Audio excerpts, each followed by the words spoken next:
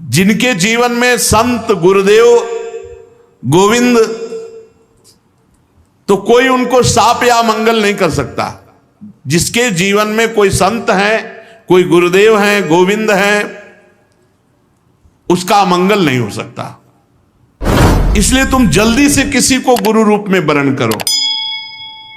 देखो, शास्त्र कहता है यदि ज्ञानी हो, तपस्वी हो, तो अपने से अवस्था में छोटा भी हो तो उसके पैर छूने चाहिए। उसके चरण छूना निंदनीय नहीं है, क्योंकि वो बंदनीय पुरुष है, आप बंदनीय हो। सेवा अपराध है, इनसे बचना चाहिए। पहला है सवारी पे चढ़ करके भगवान के दर्शन करने जाना।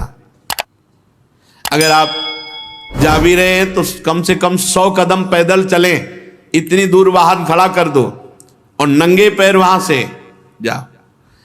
खड़ाऊं या पादुका पहनकर भगवान के मंदिर में दर्शन के लिए जाना यह अपराध है। हमें तो यही प्रार्थना करनी है कि सीढ़ियों के नीचे तो उतार दो जूता चप्पल। कुछ लोग तो ऐसे हैं कि टोके ना तो जूता चप्पल पहन के ही दर्शन कर ले।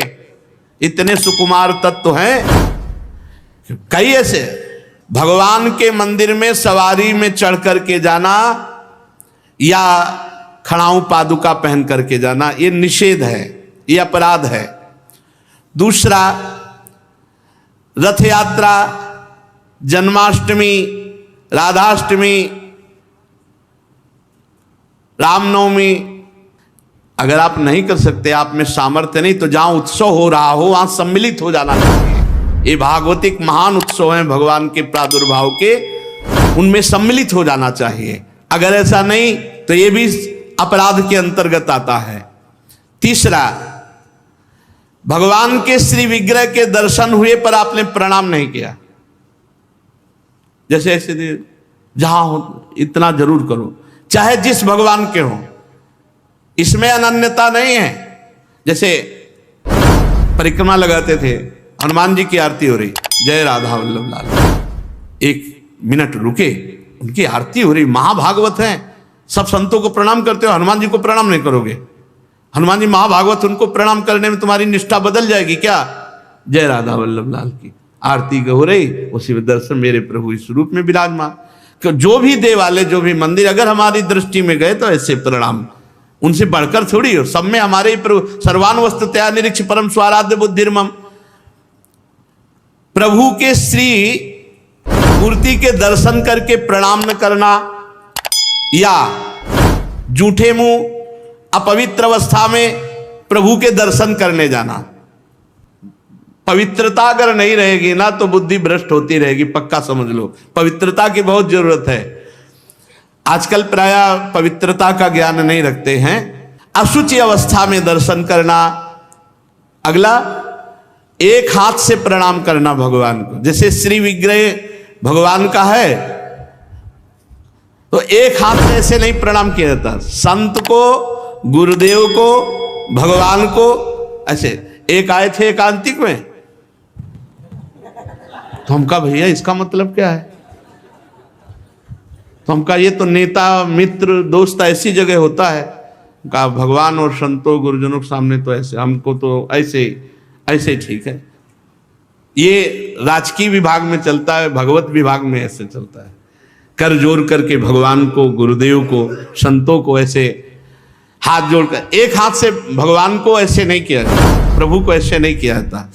प्रभु के श्री विग्रह के सामने एक हाथ से प्रणाम करना या गुरु जी को, इतने सत्संग नहीं ना, तो प्रायः आजकल के बच्चे प्रियता में दाहिने हाथ में मोबाइल होता है और बाएं हाथ से ऐसे करते हैं। रोज हमें होता है, हमें रोज होता है। और बाएं हाथ से जानते हो किसको किया जाता है? शत्रु को। जब किसी राजा के यहाँ संधि कराने या गुप्तचर या दूत ऐसे, तो अब उस राजा को तो करना ही पड़ेगा, तो बाएं हाथ से करता था। तो वो समझ जाते थे शत्रु पक्ष का है, और वो वीर इतना कि गर्दन उतरा सकता है लेकिन दाहिने हाथ से सलूट नहीं कर सकता, क्योंकि शत्रु पक्ष का है तो बाएं हाथ से ही करेगा। एक हाथ से प्रणाम करना या बाएं हाथ से प्रणाम कर। आप सत्संग नहीं तो बेचारे नहीं जानते हो, राधा राधा नहीं बोलेंगे, राधा राधा बोलो तुम्हारी वाणी पवित्र, तुम्हारा जीवन पवित्र। हमें बहुत सुख मिलता है जब कोई रास्ते में जैसे राधा राधा तो हम खड़े हो जाते हैं, राधा राधा राधा। आपका भी मंगल, हमारे कानों का भी मंगल, और हमारा हृदय गर्व में भरता है, मेरी महारानी जी का नाम लिया जा रहा है। परिक्रमा करते समय प्रभु के श्री विग्रह के सामने आकर के ना रुक करके प्रणाम करना और ऐसे घूमते रहना, यह भी अपराध है। परिक्रमा तो एक परिक्रमा की, सामने आए प्रणाम किया, फिर दूसरी की, फिर सामने आए प्रणाम किया। 4 परिक्रमा अपने प्रभु की होती है, हरिप्रिया जी की 4 परिक्रमा। और प्रभु के श्री विग्रह के सामने पैर पसार करके बैठना है। प्राय जिनको सत्संग नहीं मिला वैसा, राधा वल्लभ जी में जैसे वो बारंडा है ना सामने, चौकस ऐसे ऐसे बैठ के पैर ऐसे, अपराध है। प्रभु के सामने पैर लंबे करके या ऐसे पैर घुटनों में बांध करके बैठना। प्रभु के श्री विग्रह के सामने दोनों घुटनों को ऊंचा करके उनको हाथ से लपेट करके प्रभु के श्री विग्रह के सामने ऐसे ऐसे नहीं, या तो हाथ जोड़े खड़े रहो या ऐसे हाथ नीचे कर लो, मतलब एक सौम्य मुद्रा होनी चाहिए। यदि वहां खड़े हो वैसे उचित तो यह कि जितनी देर खड़े रहो हाथ जोड़े खड़े रहो प्रभु के सामने। पर जिनको सत्संग नहीं मिला, जिनको ज्ञान नहीं, तो प्राय ऐसे खड़े होते हैं प्रभु के सामने। प्रभु के सामने, गुरुदेव के सामने, संतों के सामने ऐसे नहीं खड़े हुआ जाता। और प्रभु के सामने बैठ करके सोना यह अपराध है, इसमें पाप लगता है, मलिनता हो। जैसे सत्संग में सोना, प्रभु के सामने बैठे हुए सोना, या स्वाध्याय करते हुए, भगवान के श्री विग्रह के सामने पाना। जैसे चरणामृत मिले तो साइड में होके, प्रसाद मिले तो साइड में होके, ऐसे नहीं वही सामने ही, प्रभु के सामने नहीं। भगवान के श्री विग्रह के सामने झूठ बोलना, बात ही मत करो, मंदिर में बात मत करो, गलती हो जाएगी। कुछ भी अगर जरा भी झूठ निकला तो वज्र की लीक हो जाएगा, भोगना पड़ेगा। मौन रहो। जब कोई कहे हमें बात करनी, गेट के बाहर मिलो मंदिर के। अगर थोड़ी चूक भी हो जाएगी तो फिर दर्शन कर लेंगे आके, और इन्हीं के सामने झूठ बोल गए तो फिर क्या होगा। श्री भगवान के सामने जोर से बुलाना किसी को बिल्कुल नहीं। अगर वहां है तो बहुत सावधानी से बात की जाती, धीरे से बात की जाती है, वो भी प्रभु संबंधी बात की जाती है। भगवान के श्री विग्रह के सामने आपस में कुशल मंगल पूछ रहा, और कैसे हो, प्रभु सामने वहां पूछ रहे और कैसे हो, अपराध बन रहा है। उनसे पूछो कैसे हो, उनसे बात करो, प्रभु से, प्रभु के पास आए सही पूछो। बिल्कुल नहीं, सीधे गए, बस आंख में आंख मिलाई, जितनी देर टिके बस आंख बंद की, फिर आंख में आंख मिलाई, नख सीख लो अंग अंग माधुरी, उसका पान करो, चुपचाप बाहर निकल जाओ। दर्शन की एक पद्धति है, एक टाक एकदम देख रहे हैं, लेकिन देखना बाहरी लोग दर्शन नहीं करते, नहीं इधर उधर, वहां प्रभु में नहीं टिकेंगे, नेत्र प्रभु में नहीं टिकेंगे, वो इधर उधर दौड़ भाग करके निकल जाएंगे। आपस में कुशल मंगल बातचीत ये सब नहीं। और प्रभु के श्री विग्रह के सामने किसी को उपदेश करना, किसी को डांटना, किसी को दंड देना, ये सब अपराध के अंतर्गत आता है। प्रभु के श्री विग्रह के सामने किसी को पीड़ा देना, मारपीट करना, कदापि नहीं, ये बहुत बड़े बड़े अपराधों में। और प्रभु के श्री विग्रह के सामने किसी को आशीर्वाद देना, नहीं, ये भी नहीं। सामने विराजमान है, उन्हीं के आशीर्वाद से सबका आशीर्वाद है। ऐसा नहीं कोई प्रणाम कर रहा है माथे पे हाथ धर, ये सब व्यवहार नहीं। वहाँ प्रणाम कर, जो प्रणाम करे तुरंत पीट कर लेनी चाहिए उसकी तरफ, वो प्रणाम उन्हीं को जाए। तो कभी ऐसा प्रणाम न, एकमात्र गुरुदेव। प्रभु के श्री विग्रह के सामने किसी पर अनुग्रह करना यह अपराध है। श्री विग्रह के सामने किसी को साप देना, कठोर वचन बोलना, निष्ठुर वचन बोलना, और प्रभु के श्री विग्रह के सामने कंबल ओढ़ कर जाना, प्रभु के श्री विग्रह के सामने किसी की निंदा करना, प्रभु के श्री विग्रह के सामने किसी की स्तुति प्रणाम बिल्कुल नहीं करना, प्रभु के श्री विग्रह के सामने अश्लील भाषण बोलना, प्रभु के श्री विग्रह के सामने अधो वायु त्यागना। अच्छा, प्रभु को सामर्थ्य रहते हुए गौण उपचार के द्वारा भोग लगाना, जैसे अपने तो हलवा और चाय चल रही सुबह और ठाकुर जी के लिए चिरौरी रखवा दिए, बहुत ही है, टॉफी लपटी भई उसमें प्लास्टिक में, एक कटोरी में भर के रख दी, पानी रख दी, जमाने की वही रखी, और अपना रोज सुबह शाम दोपहर सब नए नए पदार्थ पा रहे हैं। अपराध लगता है। ये मनोरंजन के लिए श्री विग्रह खरीद के मत ले जाना। कोई श्री विग्रह जाने का मतलब है पूरे के पूरे प्रभु आए हैं, सुबह से लेके शाम तक उनको खवाओ पियाओ, स्नान श्रृंगार सब ना हो हिम्मत तो छवि खरीद ले, उनके दर्शन करो। श्री विग्रह मत ले जाओ। श्री विग्रह ले जाओ, चाहे गोपाल जी का, चाहे प्रिया प्रीतम जी का, उनकी सेवा करो ऐसे जैसे अपने बच्चे की जाती है। अपना बच्चा अगर नहीं पवाएंगे तो भूखा रहेगा, नहीं स्नान कराएंगे तो वैसे, नहीं शयन कराएंगे तो नहीं शयन करेंगे। बोले हम दर्शन के लिए छवि ले जाओ, श्री विग्रह मत ले जाओ। श्री विग्रह ले जाने का मतलब है कि अष्टयाम सेवा, कम से कम अष्टयाम सेवा में नहीं आप पहुंच पा रहे हैं, पूरी सेवाएं कर पा रहे, तो सुबह मंगला और श्रृंगार और भोग लगा दिया, जाओ। फिर शाम क्या है तो आरती कर दी, फिर भोग लगाया, दूध पिलाया, शयन कराया, इतना तो होना ही चाहिए। अब आप तो खाते हैं अच्छे अच्छे पदार्थ, तो ठाकुर जी के आगे प्लास्टिक में लपटी हुई टॉफी रख दी या चिरौरी रख दी। आपकी सामर्थ्य है, सब अच्छे अच्छे कपड़े पोशाक सब पहना सकते हो, ऐसे ठाकुर जी को ऐसे नहीं।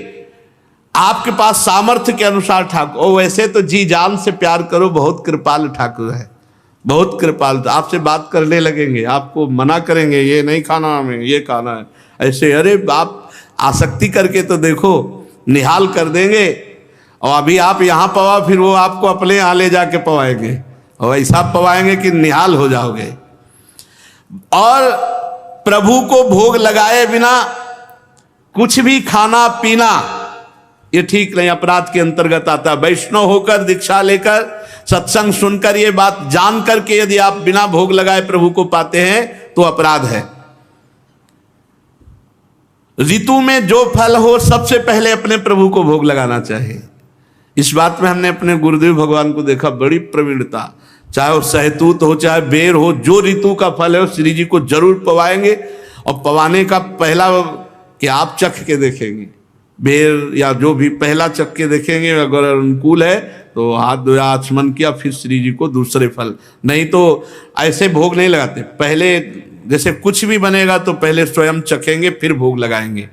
और ये बाहर नहीं चलेगा, बाहर तो कहते झूठा कर दिया प्रभु को क्या पाओगे, लेकिन अपने यहाँ अपने भाव हैं, भावोत्सवेन भजताम रस काम धेनुम।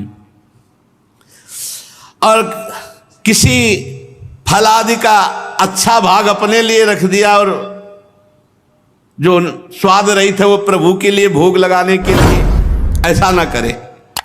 और प्रभु के श्री विग्रह के सामने पीठ देकर खड़े होना या पीठ देकर बैठना, जैसे पीछे प्रभु ऐसे बैठना नहीं, इससे अपराध लगता है। गुरुदेव की अभ्यर्थना ना करना, गुरुदेव से कुशल प्रश्न ना करना, गुरुदेव की स्तुति ना करना, ये अपराध है। अपने मुख से अपनी प्रशंसा करना ये अपराध है। किसी भी देवता की निंदा करना ये अपराध है। इन 32 अपराधों से देवर्षि नारद जी हमारी रक्षा करें। अपने ठाकुर को जो सेवा में विराजमान की हो, इतना दुलार करो कि हर समय दिमाग में छा जाए, वो आपसे मांग करने लगे। आप तो काम पूर्ण काम प्रभु के हृदय में आपका अपनापन कामना पैदा कर दे। अब हमें ये पहनना है, अब हमें ये पाना है, चलो हमको वहां ले चलो, चलो अब ऐसा करो। आप्त काम पूर्ण काम प्रभु के हृदय में कामना पैदा कर दे, आपका अपनापन, तब हमारी सेवा सार्थक हुई। जब हमारे स्वामी हमारे हृदय को अपने वश में करके मांग प्रकट कर दें। आहा, अहो भाग्य उन उपासकों का जिनके साथ उनके अर्चा विग्रह ठाकुर खेलते हैं, मांग करते हैं, पर ये बात अंदर ही अंदर रहनी चाहिए। कभी अपनी प्रशंसा के लिए इसे व्यक्त नहीं करना चाहिए, नहीं तो खेल बंद हो जाएगा। मौनम, वाणी को संयम में रखो, अपने अनुभव की बात किसी को बताओ नहीं, दूसरे के अनुभव से हमारा कोई मतलब नहीं।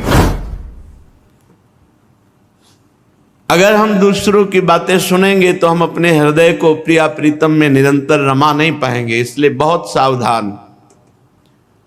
रूप छके घूमत रहें, तन को तनिक न भान, तन को तनिक न भान। ये स्थिति नारायण दृग जल बहे, यह है प्रेम पहचान। अपने प्यारे की याद में आधिपाण कपोल आद्य भावोत्पुलक कुलहा कलनयन सुकेली वृंदम, ऐसे हथेली पर कपोल टिकाए हुए अश्रु प्रवाह करते हुए प्रिया प्रीतम की रूप माधुरी, उनकी लीला माधुरी, उनकी केली में चित्त समाहित है, चित्त डूबा हुआ है। कुर मौन मनी आस्व वृंदावन, सीधा वृंदावन में मौन का आश्रय लेकर, वाणी को मौन करके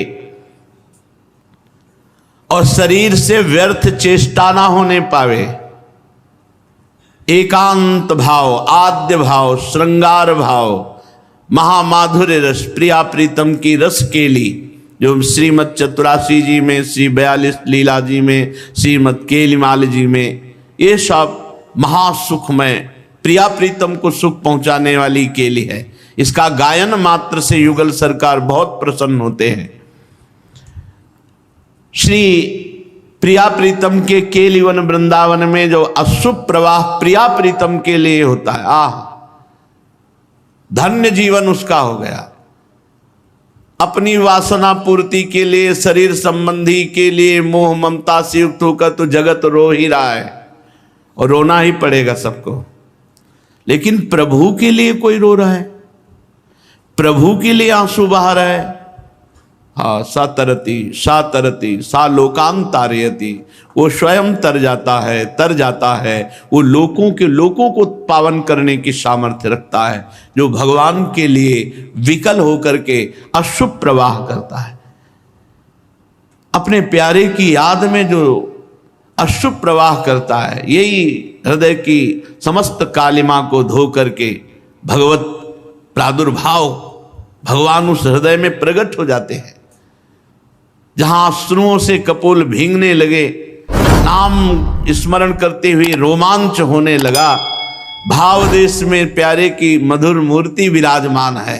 बस अब आगे कुछ करना नहीं हो तो अपने आग लीला का प्रादुर्भाव होना, प्रिया प्रीतम की सेवा सौंज में चित्त का पूर्ण रूप से लीन होना, अपनी शुद्ध विस्मरण हो जाना, शरीर चेष्टा युक्त है या चेष्टा रहित, शरीर भान रहित चेष्टा होना, शरीर भान रहित चेष्टा होना, ये सब दिव्यता, वाणी से मौन, शरीर से निरपराध कोई ऐसे आचरण न बने। खूब निरंतर नाम जप, धाम की रज का सेवन, रसिकों का संग, तो ये दुर्लभ वस्तु प्राप्त होती है। चलते हैं श्रीमद् भागवत महापुराण, प्रसंग चल रहा है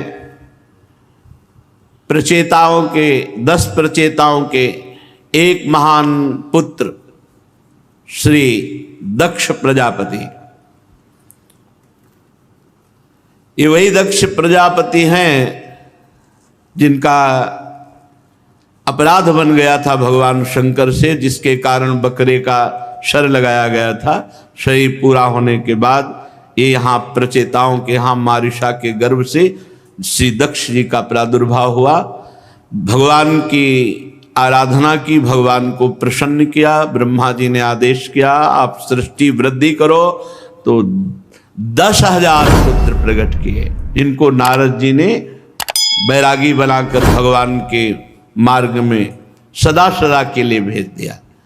फिर 1,000, उन 1,000 को भी, तो दक्ष जी को बहुत क्रोध आया, बड़ा उल्टा सीधा नारद जी को कहा और आखिरकार शाप दे दिया कि तुम 2 घड़ी से ज्यादा कहीं टिक नहीं सकते हो, 48 मिनट कभी भी तुम एक जगह ठहर नहीं सकते, ये मैं शाप देता हूं।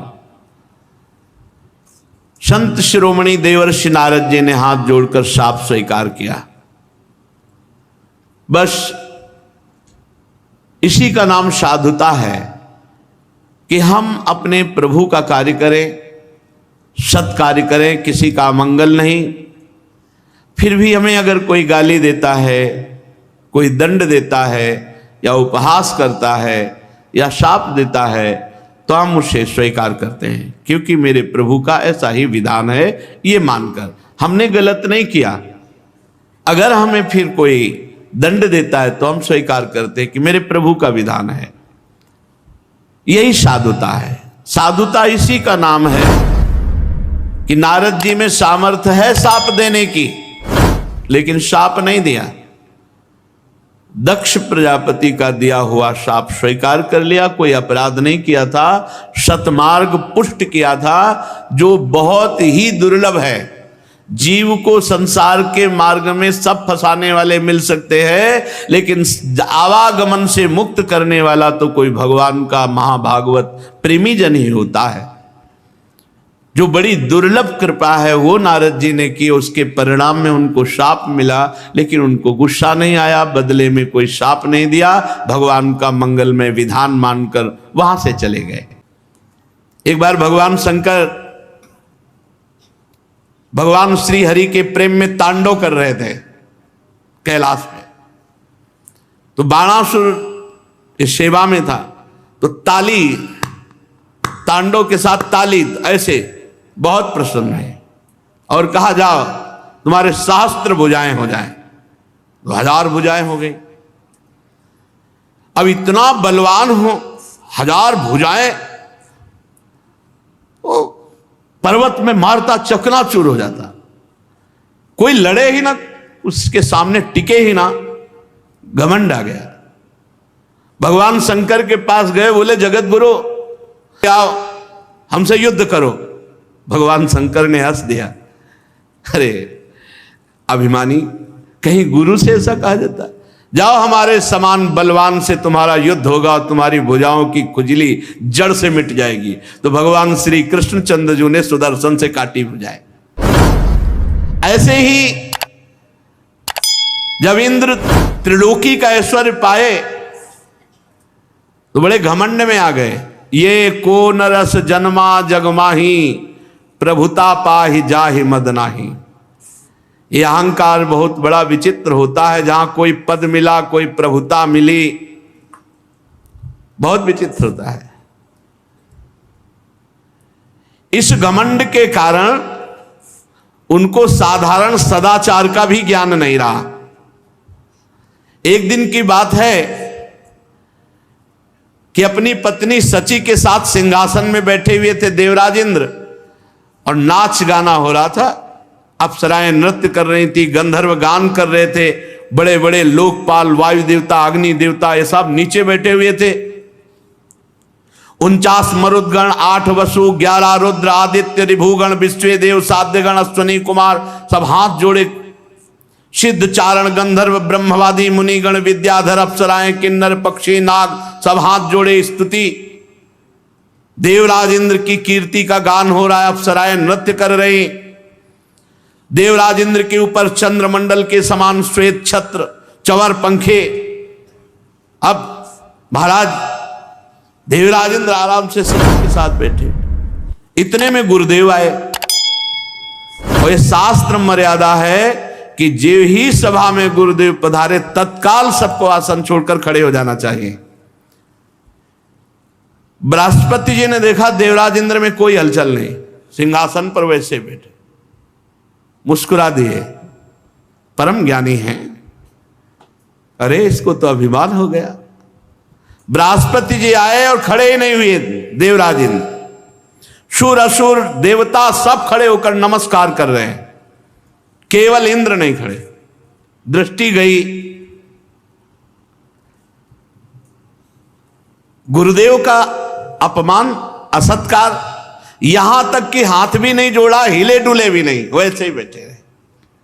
त्रिकालदर्शी सर्व समर्थ बृहस्पति जी ने देखा कि घमंड, ऐश्वर्य का घमंड, बस तत्काल वहां से सर नीचा किया, वापस सभा से हो गए। ये बहुत बड़ी हानि हो गई। गुरुदेव का अपमान, सर्वनाश। जब बृहस्पति जी चले गए तब देवराज इंद्र को होश आया कि अरे तो हमने अपमान कर दिया अपने गुरुदेव का। ये घमंड बहुत बड़ी गलत है। ये अगर आ गया तो इसका काम ही है केवल विनाश करना, पतन करना। अहंकार आ जाए, घमंड आ जाए तो निश्चित पतन हो जाएगा, निश्चित। वो समझ गए कि गुरुदेव की अवहेलना की, अब कोई भारी न भारी विपत्ति आ जाएगी, भारी न भारी संकट आ जाएगा। अब वो तो चिल्लाने लगे, सभा में निंदा करने लगे, मैं कितना घमंडी, हाय हाय ये क्या हो गया, मैंने अपने गुरुदेव का अपराध कर दिया, मैं बड़ा मूर्ख हूं, मैं ईश्वर के घमंड में, त्रिभुवनपति के घमंड में अपने परम पूज्य गुरुदेव की अवहेलना कर दी, गुरुदेव का तिरस्कार कर दिया, मैं बड़ा निंदनीय हूं। अपने आप चिल्लाने लगे। भला कौन विवेकी पुरुष होगा कि जो स्वर्ग की राज्य लक्ष्मी पाना चाहेगा? इस राज्य लक्ष्मी ने कैसा अपराध करा दिया, मेरे गुरुदेव का अपमान करा दिया। अब वो बहुत विचलित हो गए देवराज इंद्र।